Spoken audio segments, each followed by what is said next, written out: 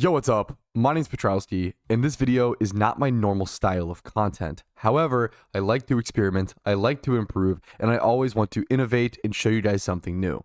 And it's about a game that I myself am very passionate about, and I'm sure that many of you are as well. But I just hope that you give it a shot and give me your honest opinions and feedback on it in the comments. Thank you for your time today, and let's go ahead and jump in and discover, is Pokemon Stadium balanced?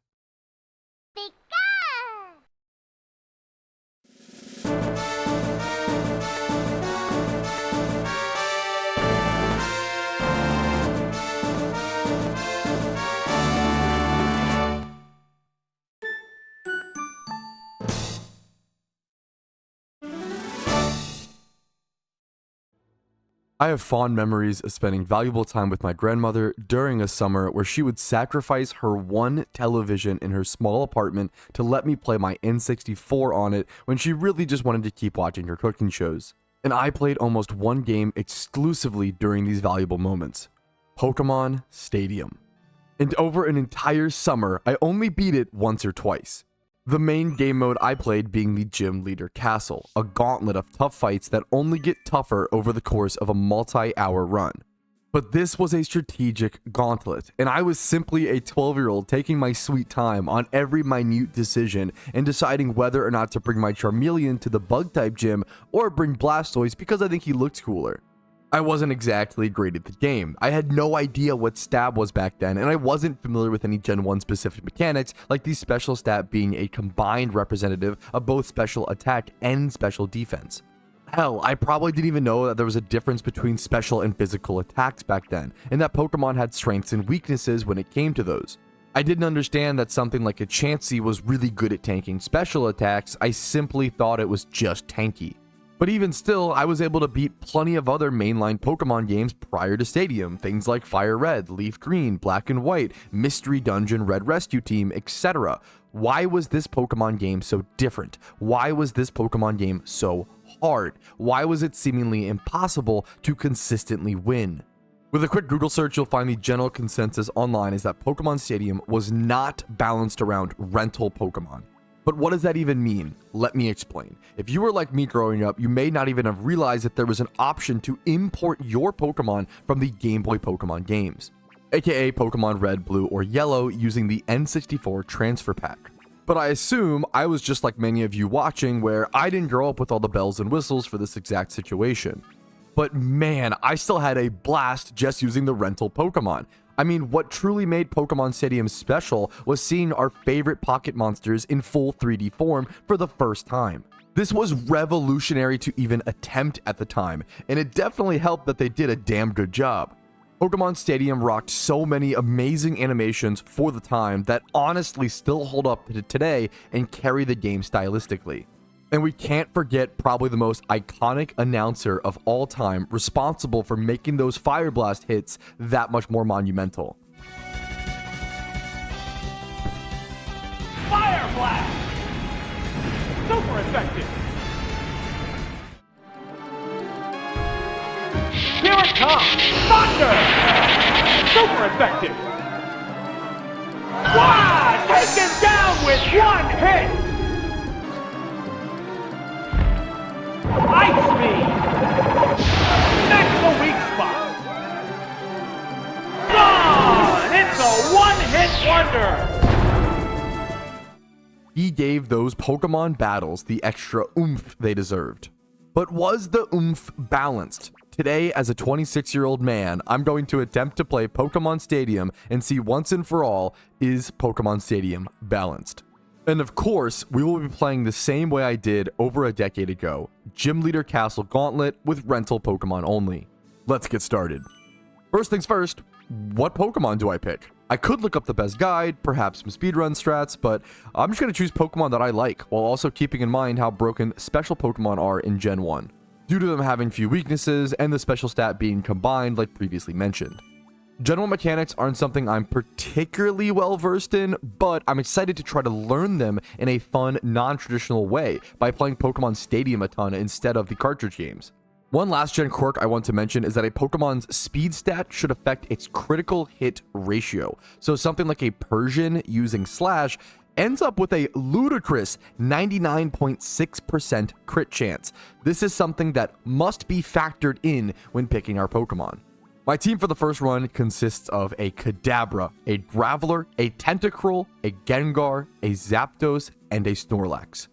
A huge part of the balancing, or rather possibly lack thereof balancing, when it comes to rental Pokemon is that fully evolved Pokemon generally have worse movesets than their non-fully evolved counterparts. Which is why we see me going things like Kadabra and Graveler versus just rocking Alakazam and Golem, which at a glance screams to me incredible balancing in game design, actually encouraging players to pick those non-fully evolved versions as opposed to just defaulting to the most powerful is really interesting and engaging gameplay, and probably a mistake a lot of us made growing up. Kadabra I picked for pure power reasons, Graveler for an immunity switch-in, plus Earthquake and Rock Slide combo, which was quite good in early Pokemon, covering many types offensively. Tentacruel out of curiosity to test how good it is, Gengar for the silly tongue animation when it comes to Thunder, of course, Zapdos for pure power plus Thunder animation silliness, and then finally, I picked Snorlax because he's big.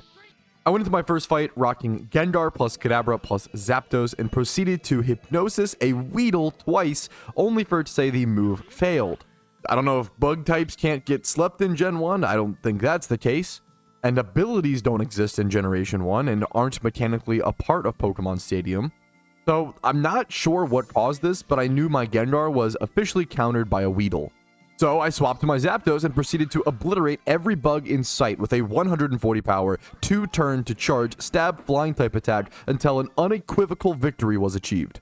And there goes the battle!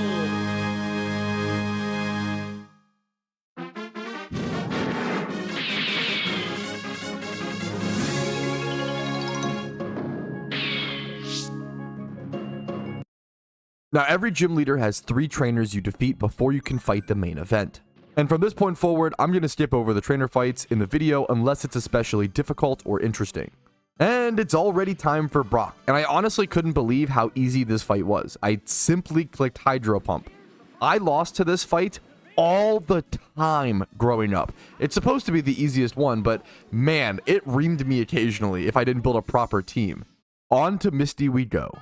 The 3 trainers leading up to Misty were a cakewalk, but it's also because I'm abusing something that I didn't realize was even a mechanic. I didn't realize you could just switch your entire team every single gym leader. That seems really powerful to be able to perfectly counter each gym leader. How could this game possibly be as difficult as I remember with that information in mind? Well, Misty was destroyed by Thunders and Thunderbolts alike. I did have my first Pokemon die on me though. Staryu took out my Snorlax, but she ultimately had no chance.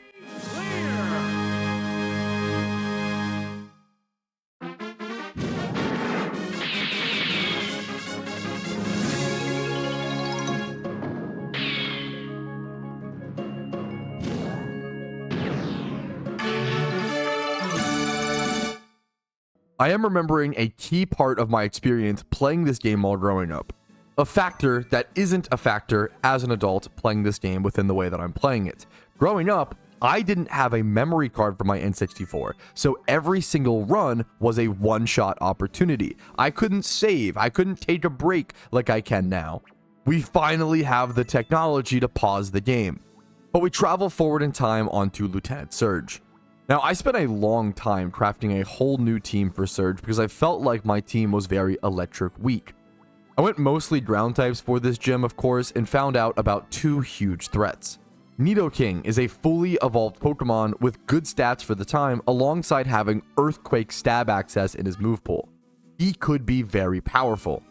Also, I locked in Jinx, who is a fast special attacking Pokemon with Psychic Stab in her move pool. And I'm starting to notice that the more I look over the rental Pokemon, the more fun I'm having. One of my favorite parts of this game is building the team. It's kind of like a roguelike, or rather a deck builder, something like Magic the Gathering, something like Ascension, or you could even compare it to something like The Binding of Isaac. You're trying to put together these perfect pieces, these perfect tools to create a team that can answer all threats. Very similar to Pokemon PvP, of course, but in a much different threat level assessment in Pokemon Stadium. But I'm excited to test out Nidoking and Jinx. Let's go ahead and jump into the first trainer. And this is where I realized that I probably went too hard into ground types. The trainers leading up to the gym don't usually carry the same type restriction as a gym leader does. In fact, it's usually kind of the opposite. The first trainer is rocking 4 water types, all to answer my ground type team. Thankfully, I still went Kadabra out of pure power reasons, and honestly, this fight was really close. It totally reminded me how broken Explosion was in Generation 1. In Generation 1, Explosion's base damage was technically lower at 170 base power, but it would have the opposing Pokemon's defense before dealing damage. So effectively, Explosion ends up being a 340 base damage move, which is 90 damage points higher than the current Explosion damage we know today at 250. That is a whole thunderbolt of difference in damage. If the Explosion comes from a normal type Pokemon where you get Stab, now you're effectively throwing out a 510 base damage move. That's more than 5 Earthquakes of damage in one attack. A good Explosion kills almost every single Pokemon in Generation 1. And this is especially terrifying when trainers can just sacrifice their beloved virtual monsters at a chance to take out my life. Surely this won't cost us a run in the future. Lieutenant Surge was no cakewalk, but maybe like a pie walk sort of situation. A cupcake walk, perhaps? Maybe a tiramisu? Maybe a jog through a pastry field of sorts? Am I just hungry as I write this script? Are you hungry as you listen to my rambles of delicious carb-dense desserts? Who's to say, really? But when Lieutenant Surge led with Raichu, I felt pretty good, and then it clicked Surf, and I had a moment of fear, only to realize stab move beats non-stab move forehead. And I'm starting to think that maybe I was just really bad at Pokemon growing up, and Pokemon Stadium was way more balanced than any of us realized. But let's not count our Pidgeys before they hatch. On to Erika we go. The 3 trainers leading up to Erika were negligible, and then I clicked Fire Blast 3 times with Moltres, and Erika was already defeated. The most interesting thing about this fight was Gloom's death animation. And with that, we're already on to the 5th gym leader, Koga. Koga and all of his trainers were quite simple, especially due to the raw power of Kadabra. I mostly just clicked Psybeam and had Thunder damage for backup. Why? Take it down with one hit! That's it! Stay clear!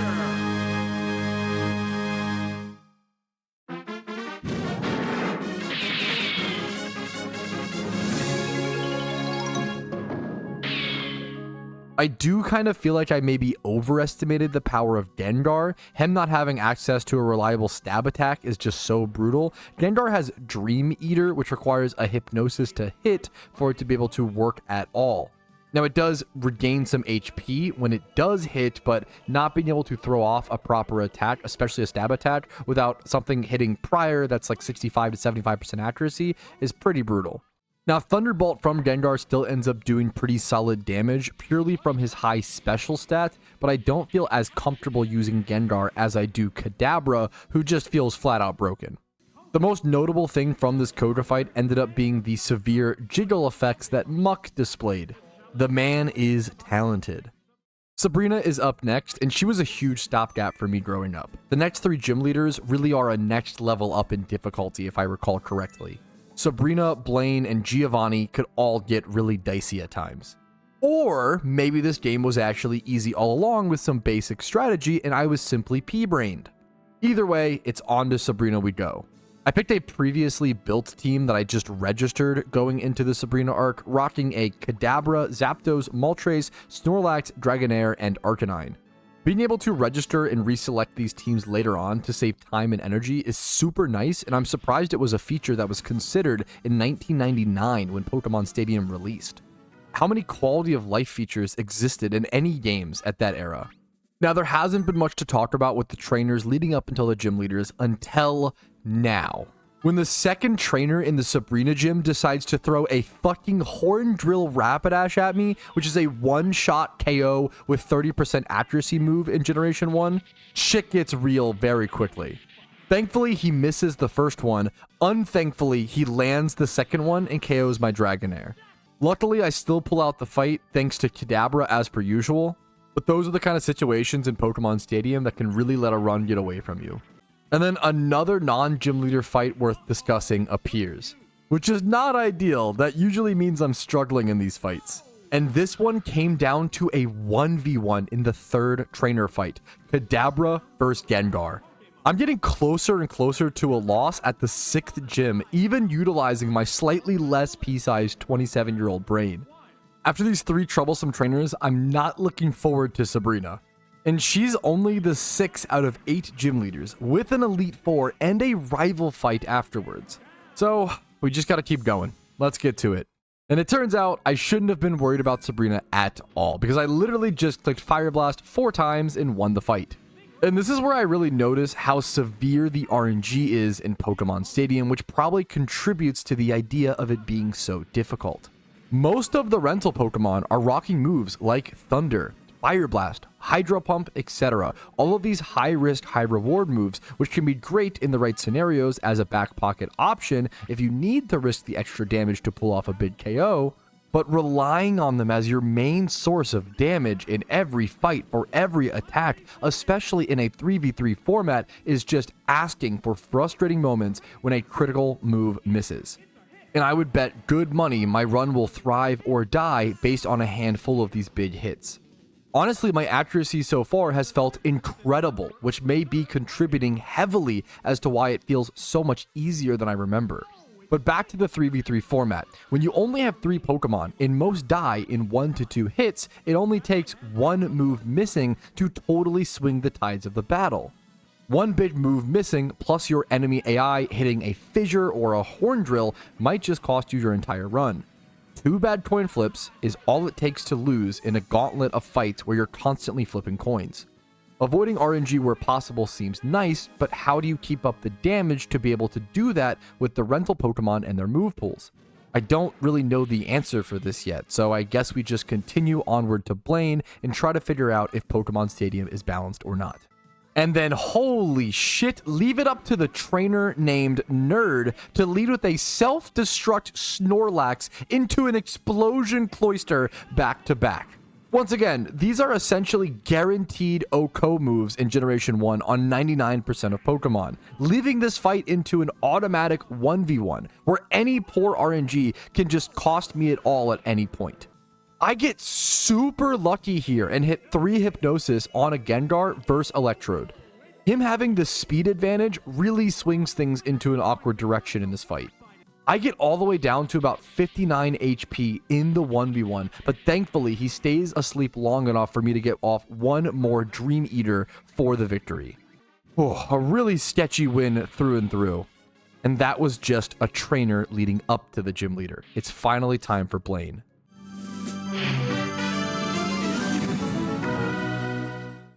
And the first turn of fighting Blaine perfectly represents the knowledge gap of playing Pokemon Stadium growing up versus as an adult playing a children's game.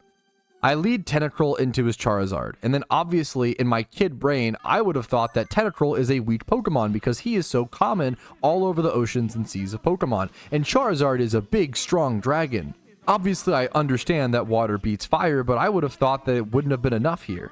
Charizard, being that big, strong dragon, then throws off one of the most powerful Generation 1 moves, Earthquake, one of the strongest moves made by one of the strongest Pokemon against a common Pokemon, and it's super effective. My kid brain would tell me that this one-shots me 100% of the time.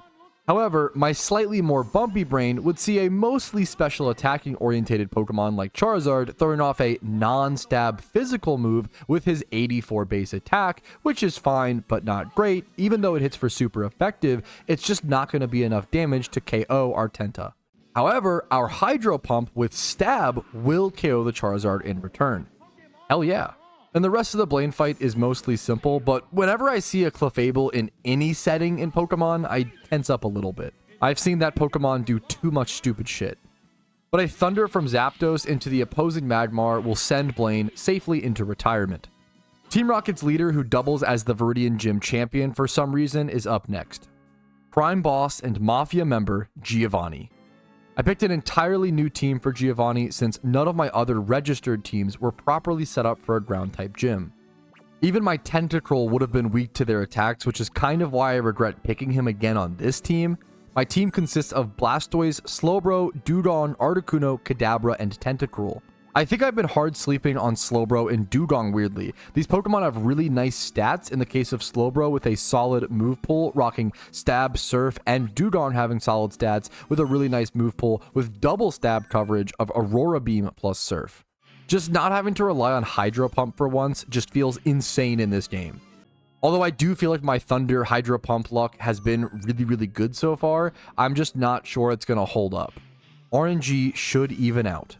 Now against Giovanni, I lead Slowbro very specifically as it counters most of his team quite well, being ground types, and then the Nidoqueen / Nidoking should lose to the Psychic Stab moves that I have. Oh, but then I realize I don't have any Psychic move on Slowbro at all. I don't know how I didn't notice this before going into the battle, but whoopsie daisy.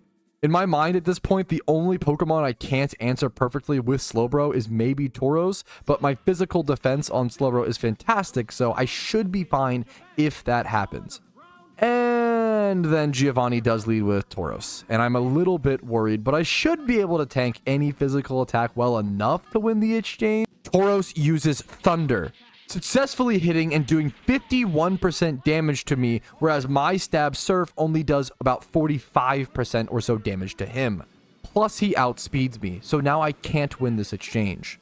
I'm now in an incredibly awkward position where I either need to bank on a Thunder Miss at the risk of just giving up my Slowbro for almost nothing, or hard switching to my Kadabra now and hope that my special stat can tank the non-stab Thunder well enough to not put my Kadabra's HP too low. I think going Kadabra here is the only safe play, but man, switching into damage in a 3v3 feels so brutal. Every lead matchup, every little bit of chip damage, it just all makes this game so unforgiving. I finally just make the decision to go Kadabra and thankfully only take around 30 damage from the Thunder, which is ideal. I go for a Psybeam and I'm hoping that I can do enough damage to defeat the Tauros so he can't return any damage back. And that's when it strikes. I see the camera pan to the right. Tauros outspeeds my Kadabra. I knew Tauros and Kadabra were both fast, but I just assumed that Kadabra was somewhere around the 115 base stat speed, and then I assumed Tauros would be around 90 to 100. But I was dead wrong. Tauros is running with the Bulls at a 110 base speed, and Kadabra is at 105. A 5 speed stat difference, which is as close as it gets in Gen 1. At this point, I'm really hoping Kadabra can tank the low power Stomp with its middling defense. I think it will be close, but I believe in my Kadabra, who has carried me so well up until this point. Critical hit. Kadabra goes down and the lights in my eyes die. I think the run is over. One bad lead, one mistake on speed, and one unlucky timed crit. That's all it took, and the whole run is dead. I'm super bummed at this point. Even if I knew that Tauros would have outsped, would I have still made this switch? Would I have gone Dewgong in hopes to tank? Surely not into the Thunder, right? I don't know if there was a better play or much else I could have done here. But hey, that's Pokemon, and it's time to buckle up and do everything I can to still win this match. I bring out Dewgong, Tauros hits 2 more Thunders, hitting 4 out of 4 Thunders over the total match. And then I hit him with a crit when he's at 15 HP. A crit that would have saved me 80 HP on my Dewgong if it just happened 1 turn prior. The trio then comes out, which will surely outspeed my Dewgong, and I don't think it's ever worth switching here to take more chip damage on Slowbro. The only Pokemon Dewgong would outspeed against on his team might be Rhyhorn if he brought that. I think I ended up committing to too slow of Pokemon for this fight and built too slow of a team, and I'm paying the price for that team building error, which is a skill gap problem, another skill gap problem. I should have thought about Did being the main move on most ground types in Gen 1. The Dugtrio goes for a Did, which should have been a free opportunity for me to click Rest on my Dewgong if I just thought about it beforehand. But instead, I just click Surf in case of something like a weird Fissure Miss or something like that happening, giving me a chance to get some damage off against the Dugtrio, and Dewgong goes down to the Did. And Slowbro has no chance against Dugtrio, and then he later switches into a Persian with Thunderbolt. All of these water types ended up being our downfall, where Giovanni rocked double normal types with electric attacks to counter our mostly water team. Another crit from Thunderbolt on Persian takes out my Slowbro and eliminates me.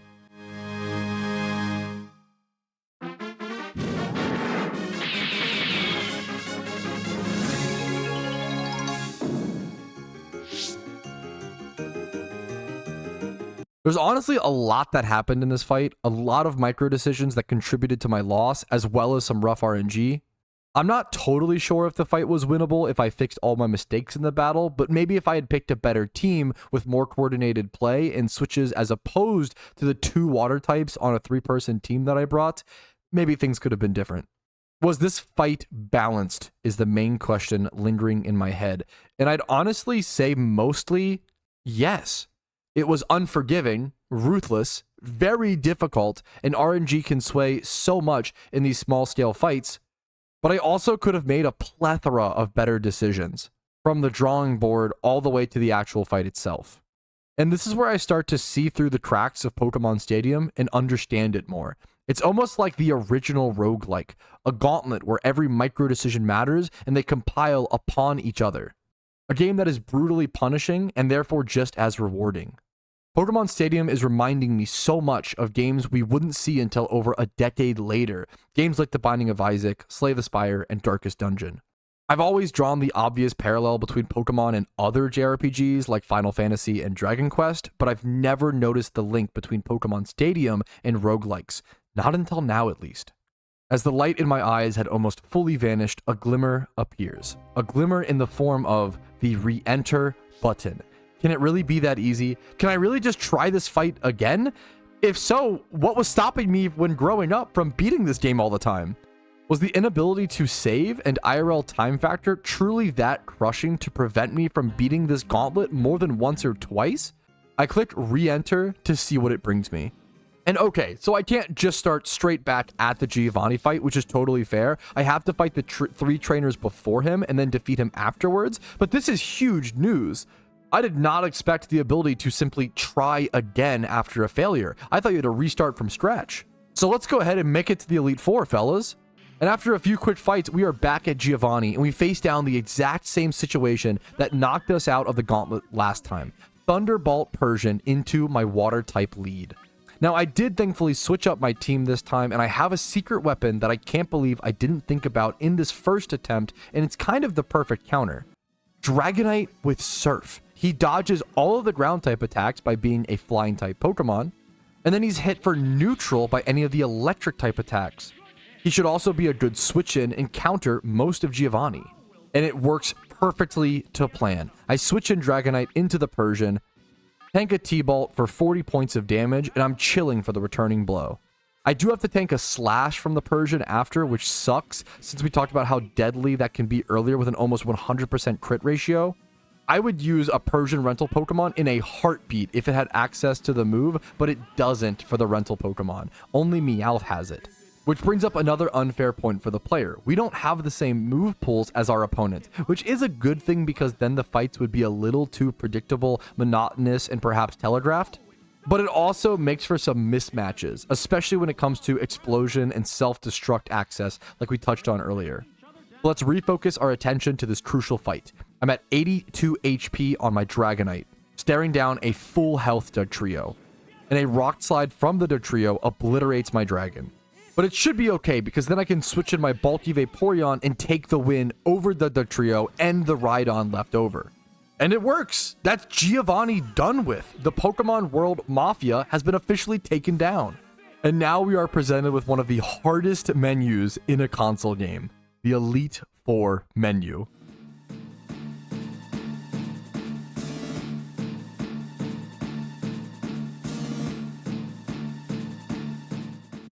The spiky castle, the long drawbridge to it, the glowing moon in the distant sky illuminating this Blood Moon style visual.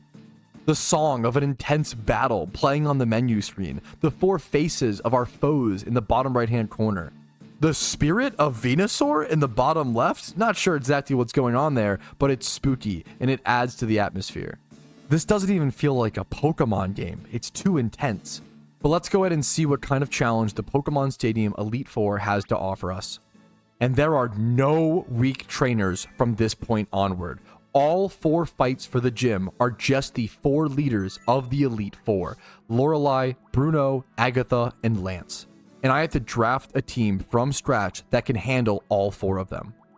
Thankfully, Fire Red is my most played Pokemon game, so I at least remember the basics. Lorelai is an Ice-type trainer, usually rocking Dewgong and Cloyster. Bruno is a fighting type, usually rocking a few ground types as well, so his team will most likely be something like Machamp, Hitmonchan, and Hitmonlee, maybe like an Onix thrown in there. And then Agatha is Ghost, and it can be a very high-risk fight. And then Lance is Dragons and High Power. So I picked the most high-power, well-rounded team I could think of. The 3 elemental birds, Zapdos, Moltres, Articuno, and at this point, even as a kid, I can remember not allowing myself to pick these Pokemon in Pokemon Stadium because they are just so much better than all of the other Pokemon statistically. I was imposing self-made challenges way before it was cool, because I was not very cool and I had too much time on my hands. But today, I'm a coward and I just want to win, so the birds are on the team.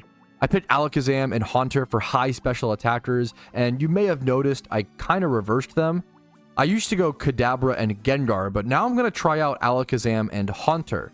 And it's because I realized the only move I clicked on Kadabra anyway is Psybeam, so I might as well just rock the better version of it. I think I clicked Recover like twice in a fight on Kadabra, and it did help me win that one fight by letting my opponent take more chip damage from Takedown before I threw the Psybeam up to KO him. But overall, I think I just need the raw power. I went Haunter over Gengar because of the more reliable coverage with Psychic and T-Bolt. I dreaded having to hit a Hypnosis on Gengar just to be able to throw off any stab type attack. Also, Haunter has Self-Destruct, so I'm excited to see if I can get a cheese kill with that. Finally, I have my new pocket pick that I forgot about this whole run for some reason. This time, the new pocket pick is Chansey, rocking a special stat of 133 that doubles as offense and defense alongside her monstrous 333 HP. I'm hoping she can do enough damage output while also tanking enough to be worth it. Let's begin this Elite Four gauntlet with Lorelai. I choose my 3 Pokemon with electric move access with Chansey up front in case she leads with Jinx, which is harder for me to answer. And I call her bluff because that's exactly what happens. But I honestly just want to pause the battle for a quick sec and talk about the scenery here. It is immediately nostalgic for me and triggers memories of sadness, weirdly. I've got to be so honest. I'm feeling the bleakness, the dread from being at this section for hours and hours on repeat, attempting runs over and over again. It's all coming back to me, and I can feel my own failure just based off of the strong but vague memories deep within my hippocampus. And the start to the Lorelai fight is insane. Jinx lands a lovely kiss, putting me to sleep, but if any Mon is asleep here, I'm kind of glad it's at least Chansey. And then it goes to set up a Reflect, which thankfully doesn't operate like a screen in Generation 1 to my knowledge. It simply raises Jinx's defense stat, kind of like an Iron Defense would do. Well, kind of. Technically, it says it cuts incoming physical damage in half, but it doesn't matter because when Jinx switches out after landing a second lovely kiss, it should negate that stat boost anyway. Lorelai then swaps over to Cloyster, who immediately goes for an explosion, which does indeed even kill my Chansey. The fight is now a 2v2, totally out of my control at this point. I've made no actions. I have Haunter or Zapdos I could bring in here when I know my opponent is on Jinx and one other unknown Pokemon. I opt to go for Zapdos, assuming they will simply go Jinx, and I get the correct call. Now, I don't answer Jinx as amazingly as I expected, but it's fine. Plus, I can set up a substitute as long as I'm faster, which I believe I am to be able to dodge Lovely Kiss shenanigans. So that's exactly what I do. Jinx goes for a Reflect, which does nothing in this fight because I'm basically all special attackers because they are broken in Generation 1. And then it all comes down to my Thunder accuracy, and my luck here continues. I KO Jinx in 2 hits, taking no damage, which almost guarantees the fight to be a victory. Articuno comes in as the 3rd Pokemon for Lorelai and is no match for a few Thunders. Lorelai has been defeated. 1 out of 4 Elite Four members down. And there goes the battle!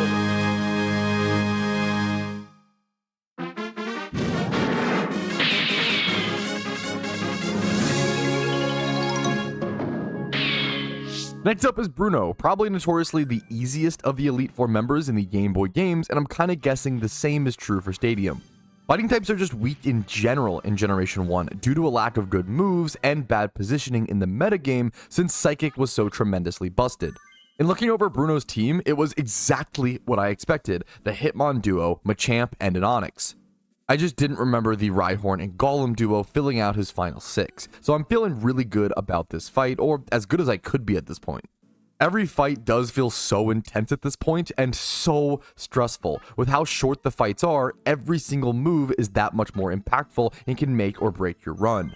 It's just so easy to make one huge dumb mistake and throw everything away. I lead Haunter and back him up with Alakazam and Articuno. I face down Golem at first, and I land a nice critical hit Psychic, putting Golem down to 47 HP or so. He then goes for a dig, which immediately made the fight a little more dynamic instead of just trading blow for blows. I now did a free switch over to Articuno, dodging his dig damage entirely and returning an Ice Beam to KO Golem. I'm now up 3 full health Pokemon comparatively to his 2. The odds of losing are already slim after just 2 turns, really deciding the flow of the match. Hitmonchan comes in next against my Articuno, and my thought process here is that if I can just tank 1 attack from him, I can most likely KO him with 1 Sky Attack in return. So I decide to go for the charge move, and that's exactly what happens. He throws a Mega Punch at me for only about 40 points of damage, I charge, and then I get my Sky Attack off next turn for a clean KO. Next comes in Hitmonlee, and I plan to do the exact same thing against him for the clean sweep 3-0. But then just like before, the camera pans over to the right instead. Hitmonlee is faster. Thankfully, that's okay though. His high jump kick takes me from 134 HP down to 73, so he just barely can't two-shot me. The charge attack should still work here since I can tank these 2 hits. He'd have to be super lucky and crit right now for this fight to become... He'd hit the crit. Of course he does. Now, to be fair, I don't even know what his crit odds are here. With his speed enough to outpace Articuno, I would guess it's honestly decently high. And thankfully, in this situation, I have 2 Pokemon left. If I somehow manage to lose this fight, it might cause generational trauma. I go Haunter, planning to clean things up in a quick attack where he can't return with any stab moves, with me being a ghost type attack, and that's exactly what happens. 1 Psychic takes out Hitmonlee, and Bruno is defeated. Combatants are making sparks fly. A psychic blast. Wow, that's an effective hit. Down. That didn't take much. And there goes the battle.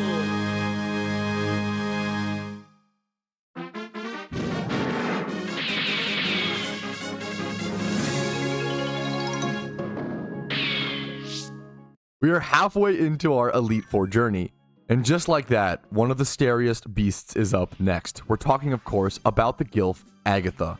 She is probably the Elite Four member that I fear the most. She's just so unpredictable, and her frail but high-power ghost-type attacks make for a really risky battle. At least if you lose to Lance at the very end of the Elite Four, you're kind of like, okay, I lost to the Dragon King at the very end of a gauntlet. What a fitting defeat for such a challenge. If you lose to Agatha, it kind of just feels like you lost to a Panera-bred Sip Club member. And maybe now that I'm saying this out loud, maybe that's not such a bad death after all. I picked the riskiest team, but my best team, in my opinion, against Agatha with a safe anchor of a Chansey lead. My team is Chansey, Haunter, and Alakazam. I need to outspeed and do damage, always here. And the first matchup for me is the worst, Chansey into Muck, which he inevitably does win the matchup with his strong stab physical attack move Sludge, poisoning down my Chansey, but I trust that my follow-up is strong enough to hopefully win the fight. Haunter is able to come in and clean up Muck, and then is met with a Haunter v Haunter mirror match. And I honestly have no idea who wins this or what's going to happen. I do notice that Agatha's Haunter has 132 HP, where mine has 128. Is hers just stronger? Do I hard lose? Should I go Alakazam or duke it out? With such little available information to me, I'm panicking a little bit here. I decide to duke it out, and I feel like it's the safer option in this situation, versus possibly switching in my Zam and letting him take free damage for no reason. The opposing Haunter goes first and goes for Hypnosis. And this could be the end of everything, the beginning of the end, the first domino that causes the failure. Or the Hypnosis could just not work? Huh? I'm beginning to learn that I vehemently don't understand Gen 1 sleep moves. The Weedle was just strange, but now I feel like I'm more lost than ever. I take the opportunity and return a Psychic doing over 60% damage, and Agatha's Haunter once again goes for a Hypnosis that fails once again. I feel like I won this fight out of sheer dumb luck and bad AI choices. But hey man, I guess you take the wins where you can in this game and just not complain about it. The final Pokemon is Golbat, who is dispatched handedly by my Haunter's Psychics. We are going on to Lance.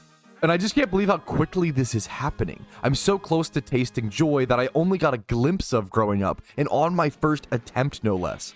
I want to crush Lance. Why am I so motivated to succeed in this children's virtual monster fighting simulator? Who cares? I'm 27 and I'm enjoying a video game, which to my fear is getting increasingly more difficult recently. So let's not overthink it. Let's just go dethrone Lance. Lance's entire team is really scary. He has so many threats. Gyarados can have insane attack damage, but is countered by Electric. Dragonair is a solid all-around attacker with really good coverage who can be switched into the Electric type attacks. Same with Kangaskhan, who can tank them quite well and then return with solid speed and damage. Charizard can output crazy fire damage, dodge ground type attacks, and then hit things like Lapras for super effective, and take out those same ice types that I'm trying to protect and save to answer his more powerful Pokemon like Dragonair and Aerodactyl. But okay, he can only bring 3 Pokemon, but what 3 will he bring? How do I counter everything? I end up opting for Zapdos, Articuno, and Haunter. Zapdos lead to set up Substitute just in case I need it for a safety net, and obviously for the high electric damage that answers a lot of his team. Articuno is here for high ice damage, and then finally Haunter to check Kangaskhan and also for that juicy electric coverage on the ghost type Pokemon, which is kind of crucial here. I'm hoping that this is enough and I jump into the duel. And unfortunately, I get a bad lead matchup again. I swear you'd think they were purposely countering me. Zapdos into Kangaskhan. I don't feel comfortable letting my Zapdos get chipped down by this thing. I need it available for other Pokemon, and this is why I brought Haunter. So I end up switching over to Haunter on what I'm hoping is a Body Slam. Instead, it's a Rock Slide, hitting me for a decent chunk of damage, down to 70 HP out of my total 128. I do hate how frail this makes me, but this is also kind of what this Pokemon is for. And I don't know what's getting into me, but I'm playing this so risky. It's one of the final fights, and I feel like I need to pull out all of the stops. This feels like one of the times in the run where I should go for self-destruct. That super broken move we've all been talking about, sacrificing for a Pokemon, it should be really good to trade Haunter for Kanga in this position. Why should I only let my opponent get value out of this super busted move? I should use it too. So I just say fuck it and I go for it. And I do about 70 damage? This is the broken move I kept talking about? The same move that obliterated me so many times in this exact same run? What the hell, man? And I sit and I think about it, and I check Haunter's base attack stat, which sits at an obviously yet embarrassing 45. And I just kind of sit there wondering how I got here in the first place. But it's time to lock in. All I can do now is try to make up for this sloppy and foolish mistake. I'm throwing in the final fight, and I have to recoup. I have to go Zapdos here, the Pokemon that I switched just out of, and hit a Thunder. I think Articuno would take way too much damage from a Rock Slide here, which should be 4 times effective against it, and relying on the extra accuracy of Ice Beam would be nice, but I don't think it's an option. I also don't even know if it's enough damage to kill, but it's my only play. So I bring in my Zapdos, I go for the Thunder, and I crit. An absolutely huge crit that brings me back into the game. I would bet money that I don't kill in that situation without that crit. Now, am I going to run calcs to double check? Hell no. What am I, a fucking nerd? I'm going to get back in there and Thunder the shit out of them. Kill this Lapras, and then defeat this game from 1999. And then Thunder the shit out of Lapras, I do. Back-to-back Thunders that hit and crit. We are so back in this. Another attack that I would once again bet money doesn't kill without that specific crit. These are tanky boys that we are attacking here. And the final Pokemon that Lance has is his Charizard. And I'm going to be so honest. If I double missed Thunder into him, and then he went ahead and outsped and crit my Articuno to kill here and defeat me, it wouldn't even surprise me. It's hilariously still losable in this fight, and I'm terrified my RNG is about to even out. Arguably as I deserve. But thankfully, I've fed my Pokemon well, and I've treated them kind enough up until this point, I guess, because I just happened to hit another Thunder, one-shotting Charizard to defeat Lance. And I'm honestly just a little giddy at this point, and I can't wait to take on the rival. I'm just excited. My nerves are gone. I'm 90% sure I just win at this point.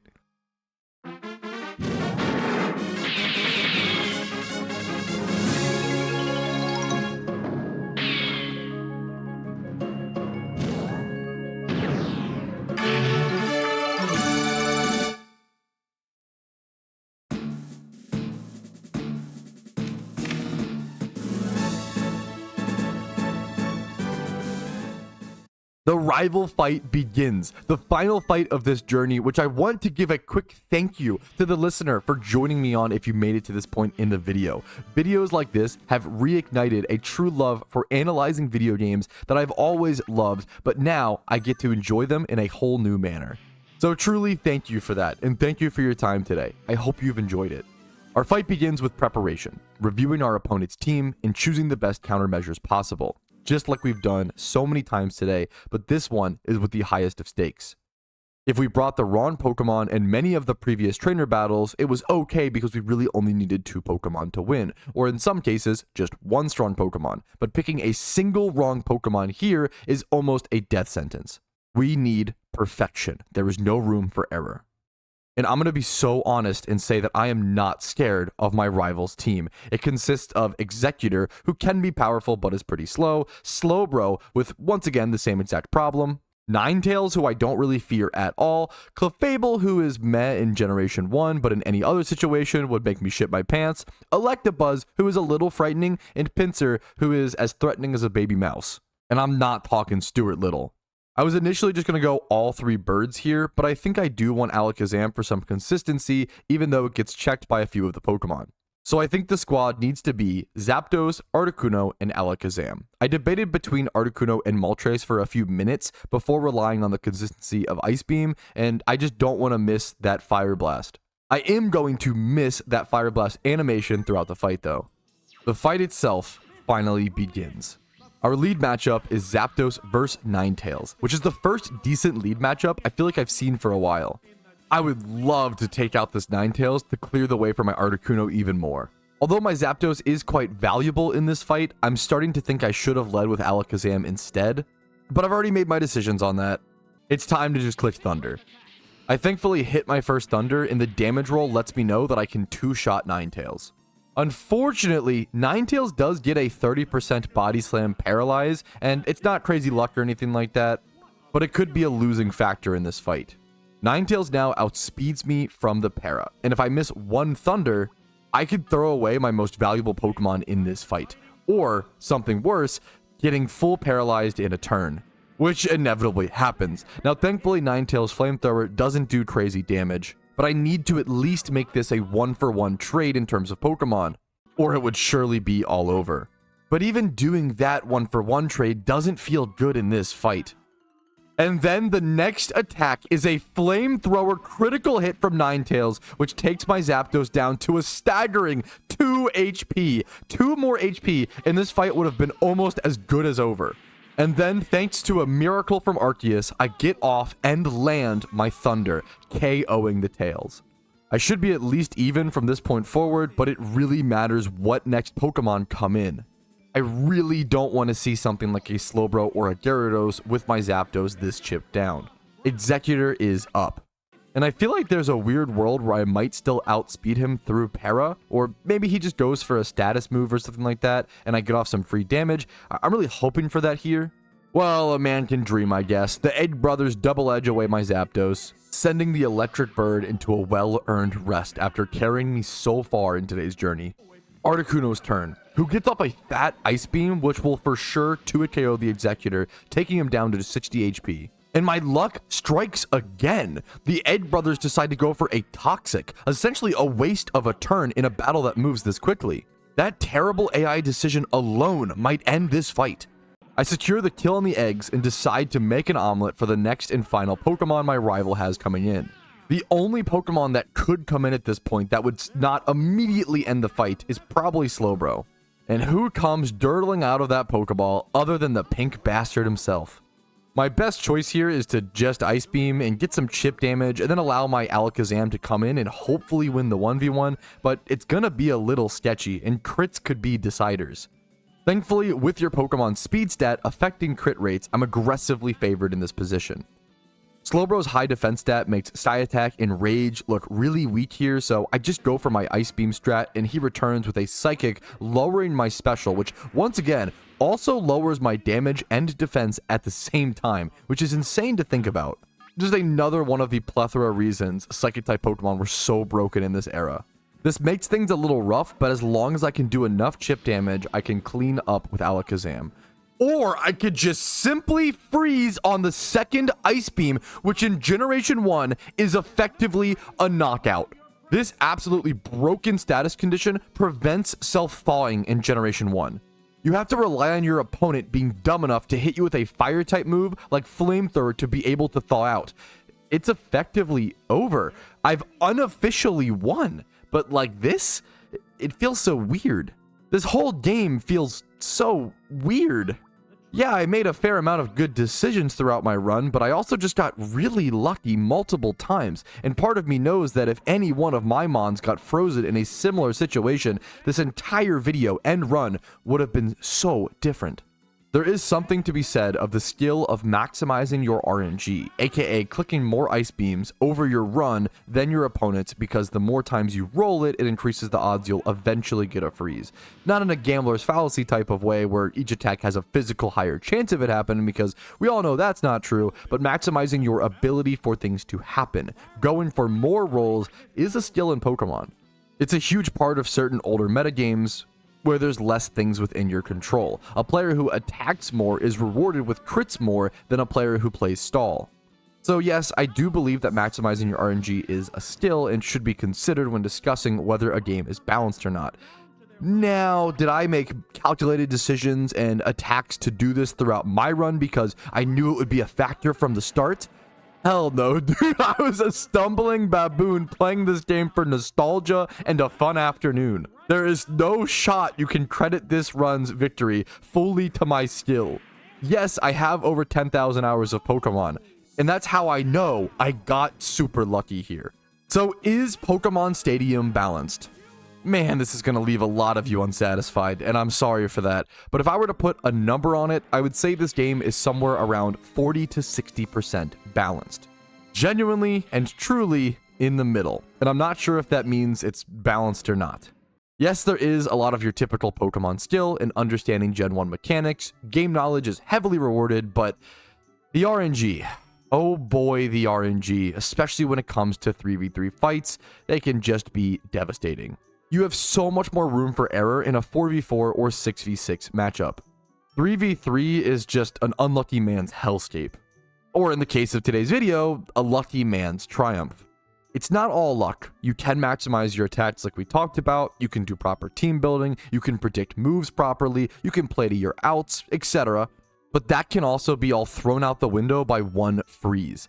So is Pokemon Stadium balanced? I honestly have no fucking clue, man. But is Pokemon Stadium fun? Yes, very much so. Pokemon Stadium is unlike any other game. It has the announcer, the charm, the aesthetics, the sounds, the animations, the announcer, the pure style that represents everything Pokemon wanted to achieve. This game is Pokemon incarnate to me, and arguably should be considered one of the greatest Pokemon games of all time. And just like my Zapdos throughout the video, they really struck thunder with this game, and have never been able to recreate anything like it since. Hilariously, Pokemon Champions got announced one day after me starting the recording for this video and this script, so we will see if they're able to recreate the magic of Pokemon Stadium. But don't even try to start bringing up Pokemon Battle Revolution in the comments. You know it's not the same. All respect and love to that beautiful game, but it was no Stadium. The ending of this gauntlet perfectly encapsulates the end of an epic journey, and I'm going to leave you here with that in a quick second, but before I go, if you enjoyed the video, consider leaving a like on it. and subscribing to the channel to see more content like this. This was a bit of an experiment to my normal content on this channel, and I usually do video game essays like this on my other channel, Retropat, which will be linked in the description if you're interested. But since this one was so Pokemon related, I thought it would fit well here.